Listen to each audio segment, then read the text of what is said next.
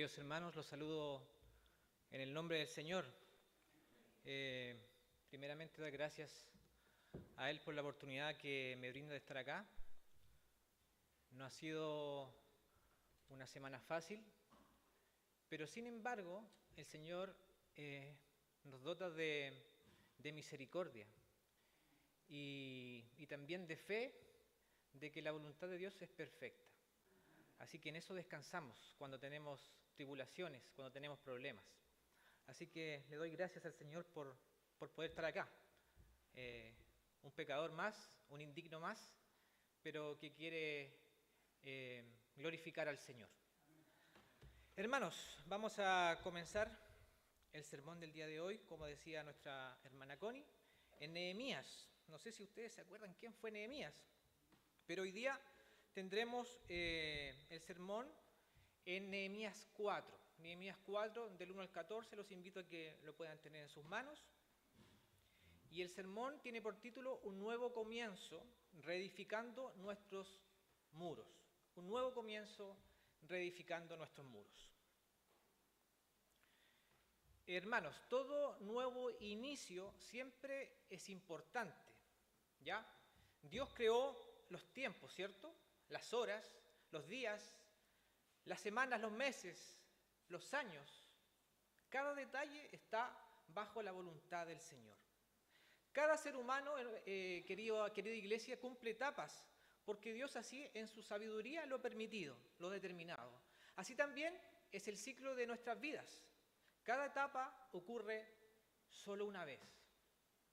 Nosotros los seres humanos en nuestro ciclo vital, durante nuestro crecimiento, durante nuestra edad, vamos cumpliendo diferentes etapas, ¿cierto? Primero la niñez, cuando quizás somos más dependientes de nuestros padres, donde nuestros padres son los que nos van conduciendo, los que nos van quizás dándonos herramientas para conocer el mundo, ¿cierto?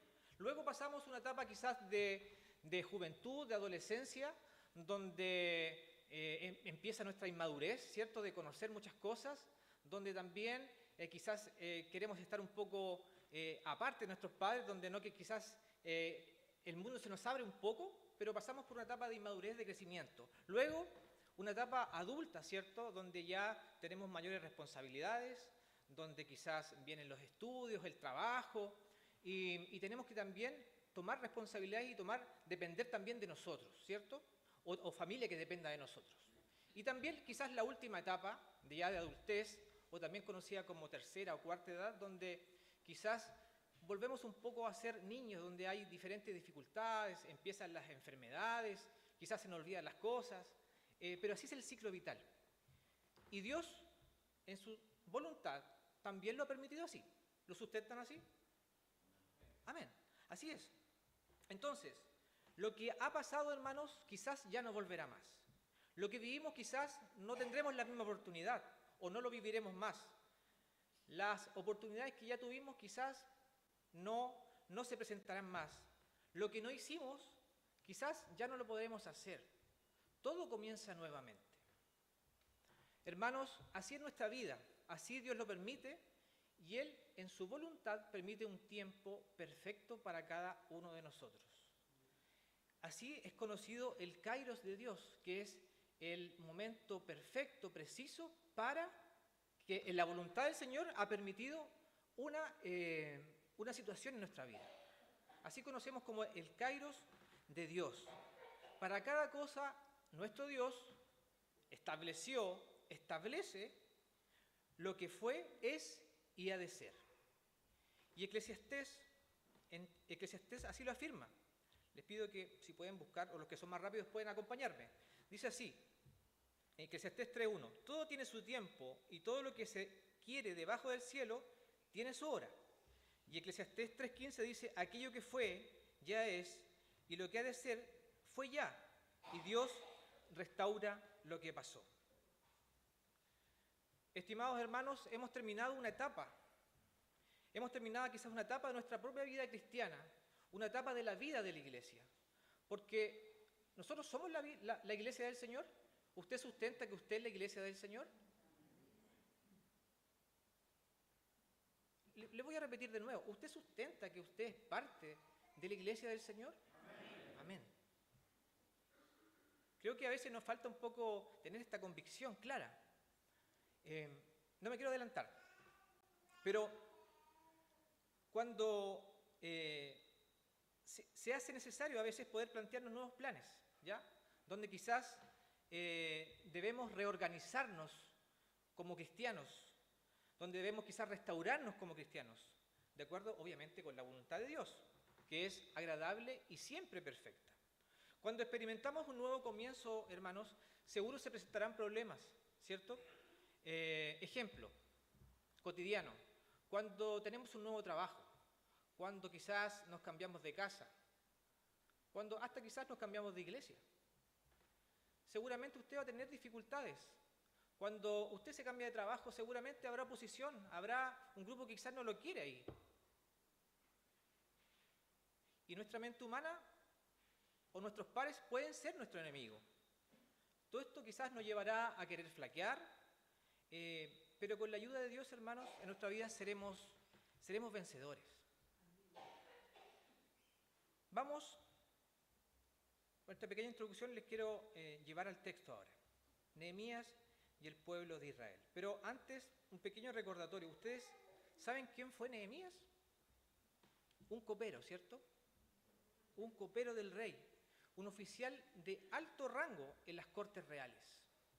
Y la función principal, como lo dice, era un copero servir las bebidas, específicamente el vino, ¿cierto? El vino al rey. Su cargo implicaba mucha responsabilidad. ¿Por qué? Aunque se ve como un simple sirviente que servía copas, bebidas, porque era de responsabilidad. En ese tiempo había mucha conspiración en relación a los reyes, ¿cierto? Y el envenenamiento era una forma de conspirar. Entonces, el copero debía ser una persona primero de confianza, de absoluta confianza, y también, ¿qué es lo que debía hacer previo a servir la copa? ¿Probarlo? Él, ¿cierto? En caso de que, obviamente, se envenenara, muriera, obviamente cumplía su rol, ¿cierto?, de estar cuidando a ese rey, para garantizar la seguridad del rey. Y en el año 20 del reinado del rey Artajerjes, él fue quien concedió a Nehemías, ¿qué concedió a Nehemías? Permiso para reconstruir las murallas de Jerusalén, las cuales se habían derribado y también habían sido quemadas sus puertas. Eso lo relata en Nehemías 2, ¿ya? En el capítulo 2. Ahí lo pueden ustedes revisar quizás con mayor detalle en sus casas. Pero vamos a Nehemías y el pueblo de Israel. Durante esta reconstrucción que la relata en Nehemías 4, de los muros, hay muchas cosas, hermanos, que podemos poner en práctica y que podemos aprender en nuestra vida y también en nuestra vida comunitaria como iglesia, como esta primera iglesia presbiteriana de Chillán, o como un cuerpo en Cristo que somos. El primer punto, hermanos, a tratar, que relata en Nehemías 4, del 1 al 3, es cuando queremos restaurar, el enemigo se va a oponer. Vamos a leer nuevamente el texto, les pido que me acompañen. Y dice, cuando oyó Sanbalat que nosotros edificábamos el muro, se enojó y se enfureció en gran manera e hizo escarnio de los judíos. Y habló delante de sus hermanos y del ejército de Samaria y dijo, ¿qué hacen estos débiles judíos? ¿Se les permitirá volver a ofrecer sus sacrificios? ¿Acabarán en un día? ¿Resucitarán de los montones del polvo las piedras que fueron quemadas?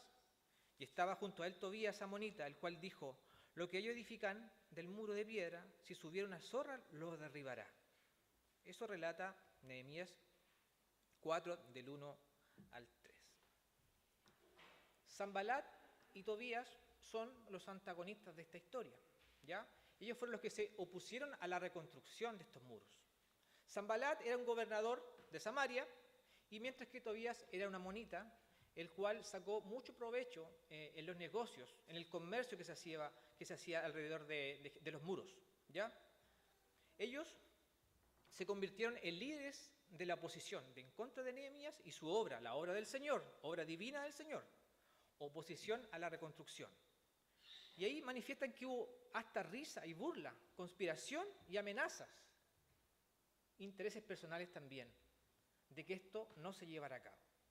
Y aquí, hermanos, es importante recalcar que cuando queremos hacer algo siempre, cuando queremos reedificar los muros de nuestra vida, cuando queremos restaurarnos como iglesia, el enemigo puede reaccionar.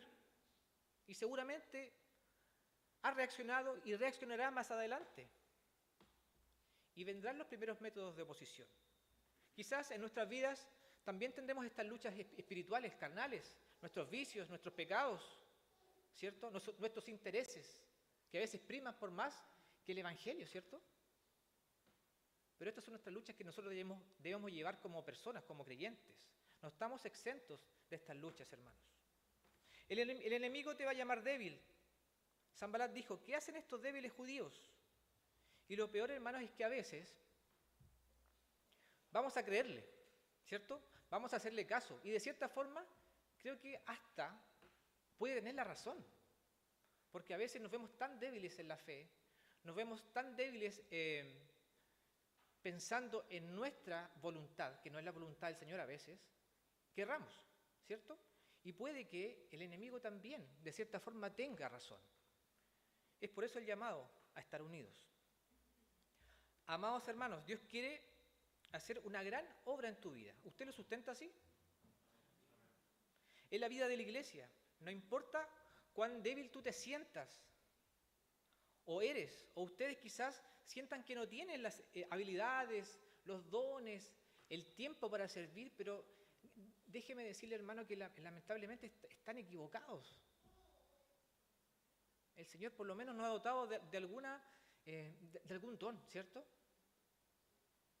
A mí me da gusto ver a los hermanos, por ejemplo, disculpa Jaime que tome tu nombre, pero me da gusto cómo Jaime con ese cariño, con esa responsabilidad, él toma su cámara y saca fotos, saca videos. Y cuán importante eso ha sido para la vida de la iglesia. Quizás nunca lo he comentado, pero hay mucha gente que ha llegado por las redes sociales. Un día estábamos en una entrevista de catecúmenos y unos hermanos dijeron, nosotros llegamos porque simplemente las páginas, redes sociales decían la hora del culto. Habían visto otras iglesias que no decían ni la hora del culto. Y justamente llegaron por eso, o por una foto, por un video, porque ven que una iglesia que también proclama el Evangelio. Hasta esos detalles Dios los ve. Entonces todos somos importantes en este cuerpo que somos la iglesia. Y también me da gusto cómo hace algún tiempo, más allá de los inconvenientes, los problemas, cómo el liderazgo va tomando fuerza en la iglesia. ¿Ustedes han pensado cuántas actividades tenemos? Son muchas actividades. Y no es necesario que esté el pastor, no es necesario que esté el presbítero, ni el diácono. Los líderes pueden trabajar solitos, guiar ministerios, departamentos. Y eso da gusto verlo en la iglesia. Dios, hermanos, nos dice en esta mañana en 2 Corintios 12:9, y me ha dicho, bástate mi gracia, porque mi poder se perfecciona en la debilidad. Por tanto, de buena gana me gloriaré más bien en mis debilidades, para que repose sobre mí el poder de Cristo. Dice, bástate mi gracia, Iglesia Presbiteriana de Chile. Bástate mi gracia, Iglesia de Chillán, Primera de Chillán. Eso nos dice el Señor. Estos hombres, hermanos, volviendo al texto, a pesar de su oposición, ellos no podían imponerse con impunidad a los judíos. ¿Por qué? Porque esto ya era un mandato autorizado por el rey, a fortificar su ciudad, ¿cierto? Atacarlo o oponerse, irían en contra de él. Entonces, Dios ya había autorizado esta obra, ¿cierto? Nosotros los cristianos, hermanos, como aquellos judíos con Nehemías a la cabeza, estamos autorizados también para hacer la obra de Dios. La obra de Dios es del Señor. La obra de Dios no es nuestra. La obra de Dios no es del consistorio, no es de un pastor, no es de un presbítero de turno, ni de un diácono, ni de un líder, ni de una familia. La obra de Dios es de Él, ¿cierto? Nosotros somos meros instrumentos que vamos a pasar por acá. Que por misericordia podemos estar acá, sí. Alabado sea su nombre también. Pero vamos a pasar. Van a llegar otros líderes y la obra de Él no cesará. La obra es de Dios. Es Dios que nos manda a hacer su obra. Y aunque Satanás va a intentar impedirlo, no puede, ¿cierto? Porque tenemos el respaldo de Dios. Así como Nehemías lo tenía. Como Sanbalat y sus amigos no lo tuvieron tampoco del rey de Persia, pero sí el Señor sustenta a Nehemías. Hermanos, nuevamente, cuando queremos restaurar, cuando estamos experimentando un nuevo comienzo, el diablo se va a enojar. ¿Y sabe por qué se enoja? Porque él tiene claro, él sabe la verdad acerca de la incipiente obra de Dios. Que a pesar de ser obra quizás débil a los ojos nuestros, se realizará tal y como Dios así lo quiere. El enemigo conoce a Dios y sabe que no puede contra él. El enemigo utilizará diferentes artimañas, diferentes herramientas, métodos para oponerse a la obra de Dios. Y como resumen, veamos lo que utilizó aquí. Primero en el versículo 1, hizo escarnio de los fieles en la obra de Dios. Hizo burla. Menosprecia públicamente a los fieles de la obra de Dios, en el versículo 2. Intenta crear duda e incredulidad en los fieles a la obra de Dios. Y en el 3 afirma con contundencia el fracaso al hacer contemplar la obra de Dios en las solas fuerzas humanas. Gran error. Segundo punto, hermanos.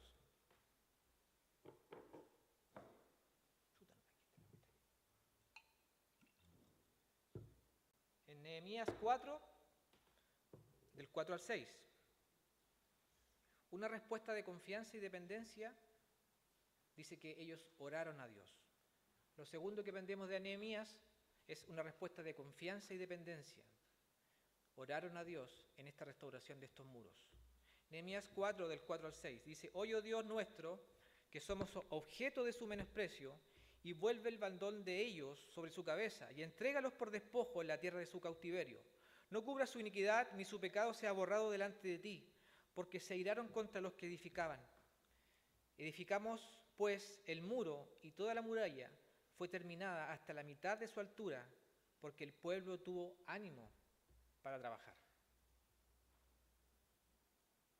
Esta mañana, hermanos, aprendemos de Nehemías y el pueblo de Israel cuál debe ser la respuesta de nosotros los creyentes ante estas trampas del enemigo. Cuando estamos obviamente restaurando, reedificando nuestra vida como creyentes. Primero, no nos debemos intimidar, no hagamos caso al enemigo. Vemos que lejos de intimidarse, Nehemías, ¿qué es lo que hizo? Se levantó con firmeza, reaccionó conforme a la voluntad de Dios, y esa fue su estrategia de guerra. Nehemías, al enfrentar el acoso del enemigo, ¿qué hizo? Se indignó y procedió con agresividad en su oración. ¿Cuántos creemos en el poder de la oración? A veces nosotros como cristianos erráticos subestimamos el poder de la oración. Y eso es grave. Es grave. Pero está en nuestra conciencia. Entonces nosotros tenemos que reedificar quizás este pilar fundamental que es la oración para con nuestra vida. Y dice así que pidió a Dios que el baldón, que significa esta injuria, esta ofensa, esta degradación, esta mancha, esta infamia, con lo cual fueron esos judíos maldecidos, se volvieran sobre sus cabezas. Fíjese lo que pidió. Además pidió que no perdonara su iniquidad a causa de que ellos habían sido o que se habían airado con los que hacían la obra del Señor. Hermanos, una oración conforme a la voluntad del Señor, no conforme a nuestra voluntad, sin lugar a dudas Dios actuará. Ahora, preguntémonos, ¿hubo resultado de esta oración? Claro que sí. El enemigo quedó burlado, una vez más. Y como consecuencia de esta buena respuesta de Nehemías, la obra avanzó rápidamente. Avanzó muy rápido. El pueblo tuvo ánimo para trabajar. Y aquí es cuando volvemos al capítulo 3 de Nehemías, cuando relata cómo el pueblo, cómo todos esos hermanos, todos esos profetas, habla de perfumistas, habla de diferentes hermanos que tenían diferentes dones, cómo se unieron para trabajar en ese trabajo. El pueblo tuvo ánimo para trabajar. Hermanos, Nehemías reaccionó con fe, ¿cierto? Porque Dios estaba con ellos, Él tenía ese sustento. Y eso tuvo resultados. Dios fue glorificado por medio de este trabajo. La estrategia de Nehemías no lo fue del hombre, hermanos, sino de Dios. Fue de Dios la estrategia. Entonces, por eso Nehemías tenía ese sustento, del cual a veces nosotros lo tenemos, pero quizás no lo profesamos o no lo creemos. El tercer punto, hermanos, que podemos extraer de esta restauración de los muros, dice, cuando estamos reedificando, restaurando, el enemigo no se quedará tranquilo. Nehemías 4, 7, 8 y 11. Dice así la palabra del Señor, pero aconteció que oyendo Sanbalat y Tobías y los árabes, los amonitas y los de Asdod, que los muros de Jerusalén eran reparados, porque ya los portillos comenzaban a ser cerrados, se encolerizaron mucho y conspiraron todos a una para venir a atacar a Jerusalén y hacerle daño. Y Nehemías 4:11 dice, y nuestros enemigos dijeron, no sepan ni vean, hasta que entremos en medio de ellos y los matemos y hagamos cesar la obra. Cuando el enemigo, hermanos, ve que la obra avanza, o que la obra de Dios avanza, a pesar de esta debilidad humana, su reacción es de enfurecerse mucho, ¿cierto? El enemigo se va a enojar cuando vea que tu vida está dedicada a Dios y a su obra. El diablo va a enojar con nosotros, iglesia, cuando vea que estamos enfocados en su obra. Mostrará su impotencia. Y aquí es cuando el Señor quizás nos quiere decir que busquemos la unidad. Busquemos la unidad entre nosotros, busquemos la unidad entre la iglesia. Podemos tener diferencias, sí, y le vamos a seguir teniendo. Pero busquemos esta unidad basada en el amor del Señor, ¿cierto? Y ese es el llamado que quiero que hagamos juntos, ¿cierto? Fíjense en el capítulo 3, como comentaba anteriormente. Ahí, en el capítulo 3 de Nehemías, hay una serie de nombres, ¿cierto? Si usted le quiere poner un nombre a un hijo, ahí tiene varios nombres. Nombres difíciles, ¿cierto? Habla de gobernadores, sacerdotes, de alto mando, hijos de... habla de unos perfumistas, ¿cierto? Habla de obreros. Y todos ellos se enfocaron en un trabajo específico. Todos ellos se unieron para trabajar. No todos en un mismo foco, sino en algo específico, en reedificar quizás una puerta, quizás otro en algún lugar de la muralla, pero todos trabajaron en unidad. Y así es como el Señor quiere vernos. Este es un reflejo fiel de cómo la iglesia se unió para reedificar, ¿cierto? Para un nuevo comienzo. Y asimismo el Señor espera de nosotros. Asimismo el Señor nos quiere ver. Cuando tenga tiempo, hermanos, lea completo Nehemías. Y seguro el Señor le va a dar muchas herramientas más de las que quizás podemos ver hoy. Pero el Señor quiere un cuerpo unido. El enemigo, hermanos, cuando ve que los cristianos estamos quitando estas fisuras de nuestras vidas, nuestros problemas, se desespera y lanza ataques con el fin de hacerle daño.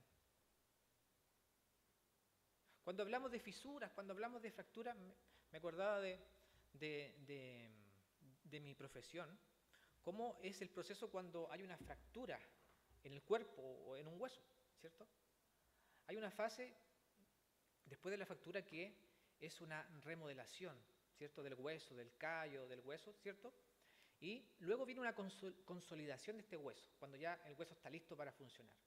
Asimismo pasa en nuestras vidas, o en el proceso de santificación de nuestras vidas, ¿cierto?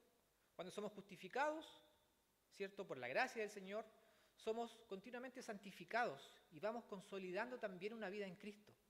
Nos vamos regenerando día a día, por parte, obviamente, con la ayuda del Espíritu Santo que trabaja en nosotros. Asimismo hace el Señor en estas fisuras de nuestras vidas.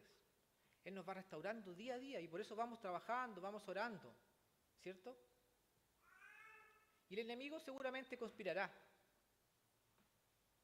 Los que conspiraron, Sanbalat y Tobías, los amonitas y los de Asdod, que son una tribu, fueron muchos, hasta tribus completas. Muchos se van a enojar contigo, hermanos. Muchos conspirarán contra la iglesia, pero no podrán hacer nada, Porque Dios te dice en 1 Juan 4:4, hijitos, vosotros sois de Dios y los habéis vencido, porque mayor es el que está en vosotros que el que está en el mundo.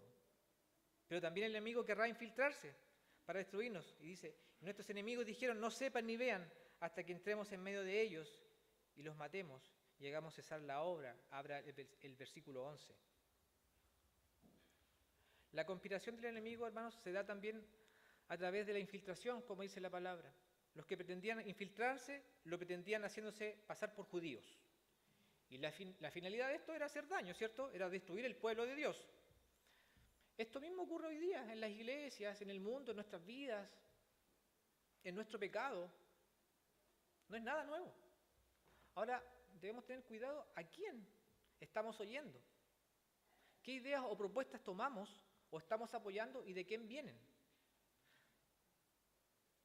Debemos tener la claridad del discernimiento de dónde vienen, porque el enemigo siembra cizaña, sí la siembra, ¿cierto? En la iglesia, en nuestra vida, con nuestros vicios, con nuestro pecado, con nuestras prácticas. Y así lo enseñó Jesús en Mateo 13, 24-30, cuyo objetivo era dañar el trigo. Hermanos, siempre vamos a ser advertidos de lo que el enemigo de la obra sabe y quiere hacer. Nehemías 4:12. Pero sucedió que cuando venían los judíos que habitaban entre ellos, nos decían hasta 10 veces, de todos los lugares de donde volviereis, ellos caerán sobre vosotros. Finalmente, hermanos, para ir ya terminando, un llamado a la acción espiritual. Lamentablemente no todos reaccionen como lo hizo Nehemías, ¿cierto? Ahora veamos lo que hizo él. Dice, entonces oramos, versículo 9, entonces oramos a nuestro Dios y por causa de ellos pusimos guarda contra ellos de día y noche. El 13, entonces por las partes bajas del lugar, detrás del muro y en los sitios abiertos, puse al pueblo por familias, con sus espadas, con sus lanzas y con sus arcos. El 14, después miré y me levanté y dije a los nobles y a los oficiales y al resto del pueblo, no temáis delante de ellos, acordaos del Señor grande, temible, y pelead por vuestros hermanos, por vuestros hijos, por vuestras hijas, por vuestras mujeres y por vuestras casas. Nehemías 4, 9, 13 y 14. Nehemías, hermanos, comprendiendo el alcance de la posición del enemigo, hizo algo al respecto. Primero, llamó a la acción espiritual, ¿cierto? Llamó a todos a la oración en el versículo 9. Segundo, en el versículo 13, el tomar precauciones para protegernos contra el enemigo. Y dice que tercero, en el versículo 14, utilizaron sus armas. ¿Qué armas? No armas físicas, ¿cierto? No un revólver, no una honda, no una piedra, no un cuchillo, sino armas espirituales. Dios nos ha entregado estas armas espirituales para combatir al enemigo. En Efesios 6:17 dice, y tomad el yelmo de la salvación y la espada del Espíritu, que es la palabra de Dios.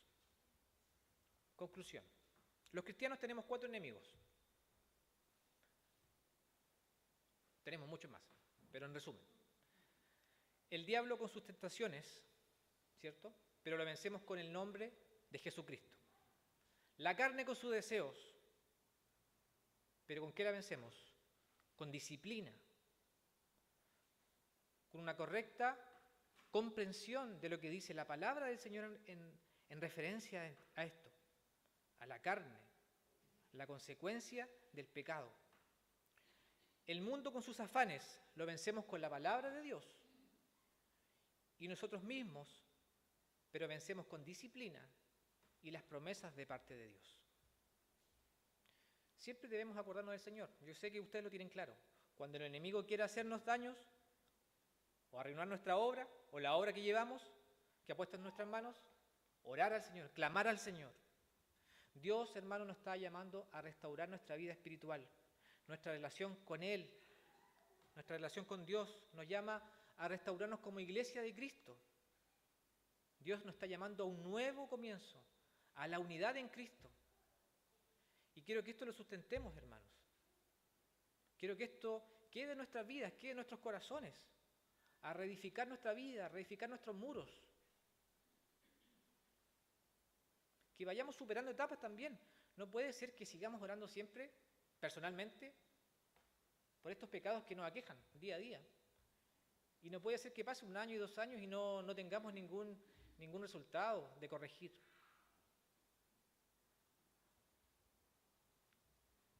Hermanos, tomemos estas palabras que Nehemías en el verso 14 dio al pueblo y hagámoslas nuestras. Quiero que nos pongamos en pie como iglesia en Cristo, unidos, y leamos el versículo 14.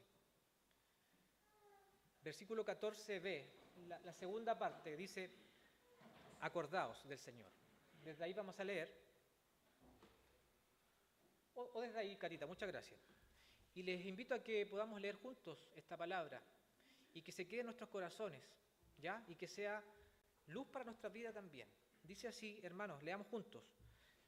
No temáis delante de ellos, acordaos del Señor, grande y temible, y pelead por vuestros hermanos, por vuestros hijos y por vuestras hijas, por vuestras mujeres y por vuestras casas. Quedémonos de pie, hermanos. Hoy es un día en el que Dios, hermanos, nos dice que nos levantemos y que nos acordemos del Señor y peleemos esta batalla. Pero el Señor también nos dice que Él estará peleando por nosotros, ¿cierto? Tomemos esta palabra, hermanos, hagámosla nuestra, hágala suya, hágala también de su familia, de su entorno, con sus hijos, y pelee la buena batalla, peleemos juntos la buena batalla del Señor. Peleemos esta buena batalla en unidad, como habla el capítulo 3, como todos se conformaron y se unieron para trabajar en pos de la reedificación de este muro. Todos somos, hermanos, llamados a edificar la obra de Dios. ¿Amén? Les invito a orar. Padre Santo, Dios, queremos recibir de ti esta bendición. Te doy gracias porque podemos, Señor, escuchar tu palabra. Te pedimos también perdón, porque somos indignos, porque somos pecadores, hemos quizás sido malos hijos, quizás malos creyentes, pero Señor, tú nos perdonas, tú absuelves nuestro pecado una y otra vez, pero queremos mejorar, queremos ser mejores hijos tuyos, queremos tener un nuevo comienzo, queremos reedificar los muros, los pilares de nuestra vida como cristianos, y es por eso que hoy te rogamos que tú nos ayudes, que nos ayudes como familias de parte de este cuerpo, que nos ayudes a hacer luz a los que no te conocen. Queremos en unidad trabajar como una iglesia, como esta primera iglesia presbiteriana, con nuestras avanzadas, con la iglesia presbiteriana de Chile, queremos ser luz. Y te pido, Señor, que tú nos ayudes a botar todas esas barreras que quizás están siendo impedimento por parte del pecado, que quizás son parte del enemigo, pero queremos tener un nuevo comienzo. Y te pido que, en humildad, te pido, Señor, que tú nos ayudes a cada uno de nosotros para que podamos ser una iglesia unida y podamos trabajar bajo tu voluntad en tu reino. En el Señor